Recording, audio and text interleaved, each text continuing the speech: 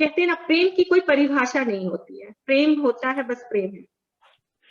तो प्रेम को कैसे परिभाषित करें?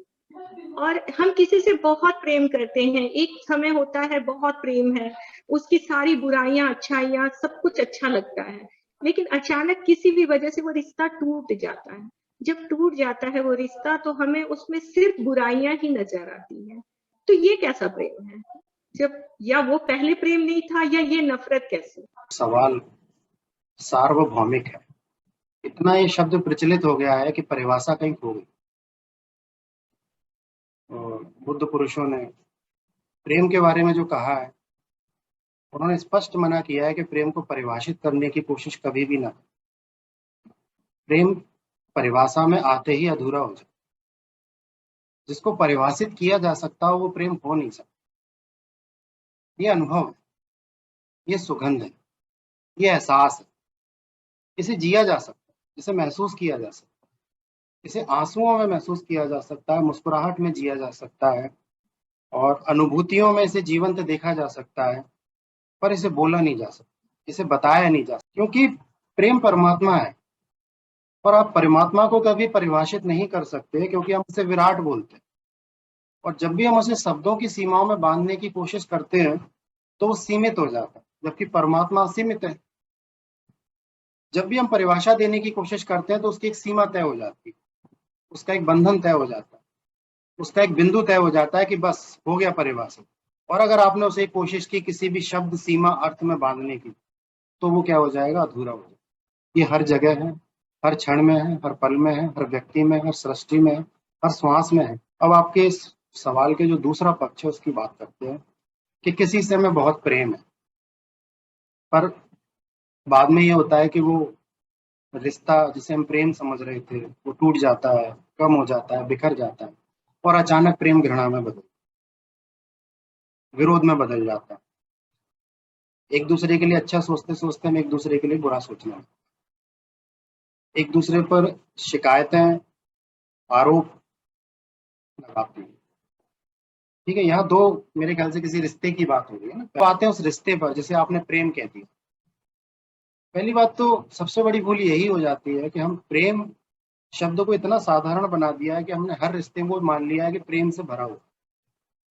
प्रेम बहुत असाधारण शब्द। जो रिश्ता हम निभा रहे हैं वो एक रिलेशनशिप हो सकता है, पर आवश्यक नहीं वो प्रेम है। तो जो रिश्ता जिसे हम पहले प्रेम मान रहे थे और घृणा में बदल गया, ईर्ष्या में बदल गया, क्रोध में बदल गया, एक दूसरे का अच्छा करते करते एक दूसरे की बुराई सोचने लगे, विरोध में बदल गया, वो प्रेम कभी था ही।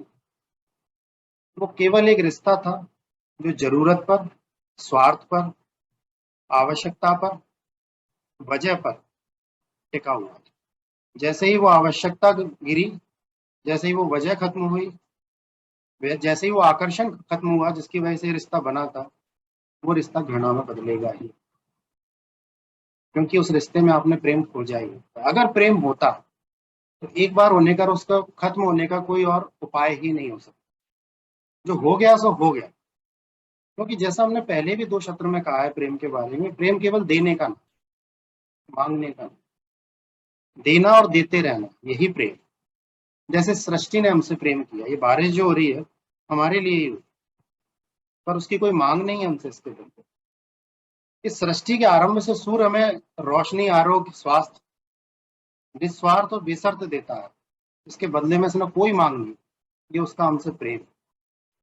माँ अपने बच्चे को जन्म देती, बेशर्त उसे पाल पोस कर बड़ा करती। कभी ये नहीं सोचती कि बदले में मुझे क्या देगा, बड़ा होकर कुछ करेगा मेरे लिए, बदले में मुझे कुछ देगा, इस पालन पोषण के बदले में मुझे कुछ मिलेगा, या उसमें कुछ कमियां हैं, बुराइयां हैं, मैं तो इसका पालन पोषण ना करूं। वो बेशर्त। आकाश, बादल, तारे, हवाएं, पेड़, पौधे, अनाज, सब्जियां, फल, ये सब हमें बेशर्त मिले। सृष्टि के आरंभ से मिल रहे थे और सृष्टि के अंत तक मिलते रहेंगे, और बेशर्त। ये सच्चा है। तो ऐसा प्रेम अगर किया जा सकता है किसी रिश्ते में, या किसी 2 आत्माओं के बीच, या सृष्टि और मनुष्य के बीच, जानवर और मनुष्य के बीच, प्रकृति से प्रकृति के बीच, तो वो प्रेम। जहां लेन देन है वो प्रेम नहीं। मैंने इस हाथ दिया और उस हाथ मांगा, या इस भरोसे से दिया कि बदले में मिलेगा, तो मैंने सौदा किया, प्रेम किया ही। मैंने व्यापार किया, मैंने प्रेम किया ही। और जब एक तरफ से जाएगा दूसरी तरफ से नहीं मिलेगा, तो ऐसा प्रेम जैसे हमने प्रेम कह दिया था, वो घृणा में बदलेगा ही। वो स्वार्थ जो खत्म होगा तो वो टूटेगा ही। वो एक दूसरे का विरोध करेंगे ही, ये तय है, पहले दिन से ही तय। तो जो निस्वार्थ है, जो बेवजह है, जो बेशर्त है, जो सिर्फ देने की शर्त पर खड़ा हुआ, जो स्थायी है, वही प्रेम है। अन्यथा वो प्रेम है। तो हर रिश्ते को हम प्रेम ना कहें। बहुत से रिश्ते सामाजिक होते हैं, पारिवारिक होते हैं, जरूरतों पर होते हैं, आवश्यक भी है ना। पर गलती हो जाती है, हम उससे प्रेम समझ।